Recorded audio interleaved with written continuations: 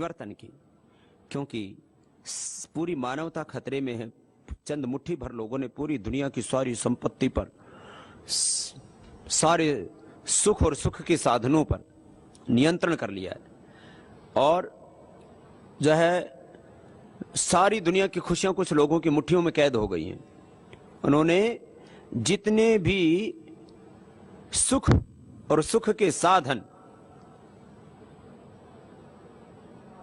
सारी दुनिया की खुशियां कुछ लोगों ने मुट्ठियों में कैद कर ली। अब इससे इस पूरी मानवता को बचाना है। देखो, वो लोग अपने किए से बाज नहीं आ रहे हैं। ये जो पूरी साम्राज्यवादी ताकतें, इनकी शुरुआत हुई कुछ लोगों से। नेपोलियन, हिटलर आदि उसके बाद में शिकार हुए। पूरी ये दुनिया की साम्राज्यवादी पूंजीवादी जो सोच है, इसके दो हैं संस्थापक। एक हैं रॉथस्चाइल्ड और दूसरे हैं रॉकफेलर। और दोनों के ही संयोग से 5-5 बच्चे थे और उससे जो है ये पूरी पूंजीवादी साम्राज्यवादी व्यवस्था खड़ी हुई। क्या नाम बताया? एक का नाम रॉथस्चाइल्ड, उसको रॉथशील्ड भी बोलते हैं, कुछ रॉथस्चाइल्ड बोलते हैं, और दूसरे रॉकफेलर। रॉकफेलर अमेरिका में पैदा हुआ, यह 18वीं शताब्दी की देन है, और 17वीं शताब्दी के बीच में ये रॉथस्चाइल्ड पैदा हुआ। रॉथस्चाइल्ड, अब रॉथस्चाइल्ड जो है ये यहूदी परंपरा में विश्वास रखता है। इसने बैंक और बैंकर्स की, बैंकों की व्यवस्था ही, ये जो करेंसी की व्यवस्था, वो उसके जनक मूल रूप से यही है। बैंक और बैंकर्स, ये पूरा जो सिस्टम, जो पूरी दुनिया की सारी संपत्ति कहां जाती है? अंततोगत्वा बैंकों में जाती है और जो है सोने में जाती है। तो सोने और बैंक की व्यवस्था को विश्व स्तर पर स्थापित करने वाला व्यक्ति जो है, उसने पूरी दुनिया की उस समय जो आर्थिक राजधानियां थी, 5 जगह पर उसने अपने बच्चों को भेज दिया। और उसका सबसे बड़ा बच्चा तो बहुत ही शातिर था। माने इस व्यक्ति ने जिंदगी में शातिर पने के अलावा कभी कुछ भी नहीं किया, खाली यही तिकड़म कि सारी दुनिया के फिर जो ताकतवर लोग हैं उनके सारी संपत्ति को अपने यहां बैंक में कैसे लाया जाए और उन बैंकों से फिर पूरी दुनिया को कैसे चलाया जाए। माने आप देखो, नेपोलियन और हिटलर से लेकर के और पूरी दुनिया में दो ही तो, एक तो पश्चिम का जो पूंजीवाद हम जिसको बोलते हैं, और एक जो साम्यवाद। साम्यवाद को भी फाइनेंस इसी इन्होंने किया, दो व्यक्तियों ने। साम्यवाद को और जो है पूंजीवाद को, दोनों को फाइनेंस किया। किसने? रॉथस्चाइल्ड ने और रॉकफेलर ने। और ये पूरी दुनिया ऐसे खड़ी हो गई। अब मैं इसलिए इस बात को दूसरे अर्थ में कहता हूं, वो पूंजीवादी लोग, वो आज तक भी करीब 300 साल हो गए, 400 साल हो गए, 300-400 सालों से उनकी गति में कोई फर्क नहीं पड़ा है। वो अपनी पूरी ताकत से वैसे बढ़ रहे हैं। और जो हम अध्यात्मवादी, राष्ट्रवादी, मानवतावादी सोच के लोग हैं, वो थक जाते हैं, हार जाते हैं, बैठ जाते हैं। हम कहते हैं हम कुछ भी नहीं कर सकते। माने 1% लोग, और 1% में मैं ज्यादा कह रहा हूं, 0.01% लोग, और उसमें भी यदि मैं कुछ और टॉप लोगों की बात करूं तो जो है अंगुलियों पर गिन लो, इतने से लोग, वो जो है अपने उस शातिरपने से बाज नहीं आ रहे। वो जो अपनी कुत्सित प्रवृत्ति है, उनकी जो मनोवृत्ति है, मैं बार बार कहता हूं ना, हमारा जो संघर्ष है ये जो है, ये किसी व्यक्ति के खिलाफ नहीं, ये जो एक लालच की जो प्रवृत्ति है, ये जो सोच है, उसके खिलाफ। हमने कहा व्यक्तिगत जीवन में आदर्श माना तप को, भद्रम इच्छन्त ऋषयः सर्वविदः तपो दीक्षाम उपनिषेदुरग्रे ततो राष्ट्रम बलम ओजस्स जातम। ये जो पूरी संस्कृति, और अब इसमें अब करना क्या है? मैं आपसे बात इसलिए कह रहा हूं कि जैसे रॉथस्चाइल्ड, जैसे रॉकफेलर के अभी तक भी जो उनके वंशज हैं, वो उस साम्राज्यवाद और उस पूंजीवाद को पूरा समेटे हुए हैं अपने हाथों में, और हम हाथ पर हाथ धरे बैठे हैं। दरअसल ये जो सामान्य लोग हैं, ये जो सामाजिक लोग हैं, आध्यात्मिक लोग हैं, ये कई बड़ी क्रांति क्यों नहीं कर पाते? एक तो इनके पास साधन बहुत कम है, और दूसरी बात, ये जिस सोच, जिस आइडियोलॉजी को, जिन प्रिंसिपल्स को लेकर के चलते हैं, खुद पर ही शंका करने लग जाते हैं। कहते भाई हम कैसे करेंगे, ये तो बहुत ताकतवर लोग हैं, सब हमको मार देंगे, हमको बर्बाद कर देंगे, तबाह कर देंगे। ये भी सच है। कि जो भी इनके खिलाफ आवाज उठाता है उसको मार देते हैं, नष्ट कर देते हैं। ये तो पूरी दुनिया में इनके षड्यंत्र है, जिसको मैं इस बार जो है 9 अगस्त की पत्रक में भी जोड़ा है, पत्रिका में भी लिखा है, वैश्विक षड्यंत्र। राजनीतिक, आर्थिक, नैतिक, सामाजिक षड्यंत्र करते हैं, धार्मिक षड्यंत्र भी करते हैं। ये जो 5 बड़े षड्यंत्र पूरी दुनिया में चलते हैं, आर्थिक षड्यंत्र, राजनीतिक षड्यंत्र, नैतिक षड्यंत्र, सामाजिक षड्यंत्र और धार्मिक षड्यंत्र, इनके मूल में यही पूंजीवादी लोग होते हैं। ये ऐसे पूरी दुनिया को चलाते पर्दे के पीछे रह करके, जैसे भगवान अदृश्य होकर के चला रहा है, ऐसे ये भोगवाद को अदृश्य होकर के चलाते हैं पीछे से। उफ।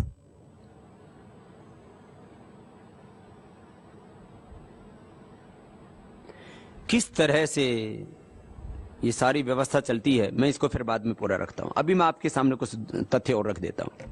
और इन चीजों को समझना और पूरे देश को समझाना है, तभी पूरा देश अपने साथ खड़ा होगा। मेरी एक बहुत बड़ी विडंबना, मैं आज सोच रहा था, मैं उससे अंतर में वेदना होती है। लोग कहते हैं योगी को तो वेदना नहीं होनी चाहिए, लेकिन क्या करें, वो व्याकुलता तो होती है, उसको शब्द अलग दे दो आप, व्याकुलता तो होती, करुणा तो उठती है। क्यों होता है? हम जिन पूंजीवादी, साम्राज्यवादी, उपभोक्तावादी, बाजारवादी, ये जो पूरी दुनिया में ग्लोबलाइजेशन, रिलाइजेशन के जो पोषक, उनको तो पता है, पूंजीवादी ताकतों को पता है, साम्राज्यवादी ताकतों को पता है कि हम उनके दुश्मन हैं, लेकिन हमारे दोस्तों को पता ही नहीं कि उनके लिए हम जी रहे। जो आम आदमी है, गरीब आदमी है, मजदूर आदमी है, किसान आदमी है, हिंदू है, मुसलमान है, जो सवर्ण, वाल्मीकि, वनवासी, आदिवासी, वो जो लोग हैं, उनको ये पता ही नहीं कि उनके लिए कोई मर रहा है। जिनके लिए हम मर रहे हैं, जिनके लिए हम तड़फ रहे हैं, जिनके लिए हम व्याकुल हैं, आकुल हैं, जिनके लिए 24 घंटा एक हृदय में करुणा का भाव लिए, वात्सल्य का भाव लिए हम पागलों की तरह लगे हुए, उनको पता ही नहीं है कि उनके लिए कोई पागल है। हमारे दुश्मनों को हमारी पहचान है, लेकिन हमारे दोस्तों को पता ही नहीं है कि उनके लिए कोई लड़ रहा है। तो दुश्मनों के हम निशाने पर हैं और दोस्तों के लिए हम अनजान। मैं ये आपको इस साधारण कही सुनी बातें नहीं कह रहा। पूरी दुनिया के जो टॉप कैपिटलिस्ट है, जो टॉप मेगा कैपिटलिस्ट है, वो कहते हैं यार ये बाबा रामदेव तो बहुत बड़ा खतरनाक आदमी, ये तो हमें बर्बाद करना चाहता है। ये आपको मैंने किसी से सुनकर के नहीं कह रहा हूं, मैं अपने कुछ दूत भेजे, मैंने अपने दूत भेजे, मैंने कभी इन लोगों से पूछो ये हमारे बारे में क्या सोचते हैं, तो बोलते हैं ये बाबा तो बहुत खतरनाक है, ये तो हमें बर्बाद करना चाहता है। हम उनको भी नहीं बर्बाद करना चाहते, जिनको हम आबाद कर, उनको पता ही नहीं कि उनकी खुशियों के लिए कोई अपने जीवन को दांव पर लगा करके डटा हुआ है।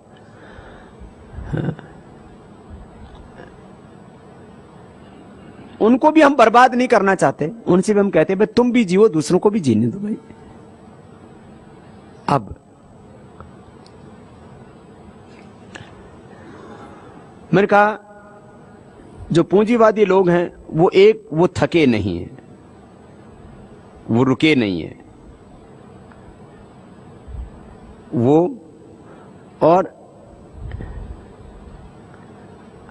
हम ईश्वर पुत्र कहने वाले, खुद को ऋषि पुत्र कहने वाले, हम सब ईश्वर पुत्र आध्यात्मिक लोग, बोले हमने सोच ऐसी बना ली, बोले अपने को क्या करना, ये पैसा तो हाथ का मैल है, आनी जानी है माया, ये माया तो ठगनी है, ये माया तो जो है बेगानी है। हम जो है काया और माया दोनों की निंदा करने में मशगूल है, दोनों का तिरस्कार करने में लगे, तो फिर दूसरे लोग तो ताकतवर होंगे। आप देखो जितनी भी आध्यात्मिक लोग हैं उतने ही पैर पसाओ, हैं? क्या बोलते हैं, कहावत है ना, उतने ही पैर पसारो जितनी गुदड़ी, जितनी लंबी चादर है गुदड़ी है उतना ही पैर पसारो। तो हमारी क्या पैर तो बड़े हो गए और हमारी गुदड़ी छोटी हो गई, तो हम पैर मोड़ करके सोने लग गए, लेकिन हमने अपनी गुदड़ी बड़ा करने का काम नहीं किया। हमने ऐसी मान्यताएं बना ली, पता नहीं ये कहां लिखी हुई है। ऐसे ये मध्यकाल में ऐसे हमने कहावतें, ऐसे मुहावरे, ऐसी कहावतें और ऐसे आदर्श वाक्य हमने घड़ लिए जो इस पूरे पूंजीवाद के पोषक है, और हम अपने बैठ के चुपचाप। आप देखो पूरी जो है अपनी व्यवस्था पर, अपने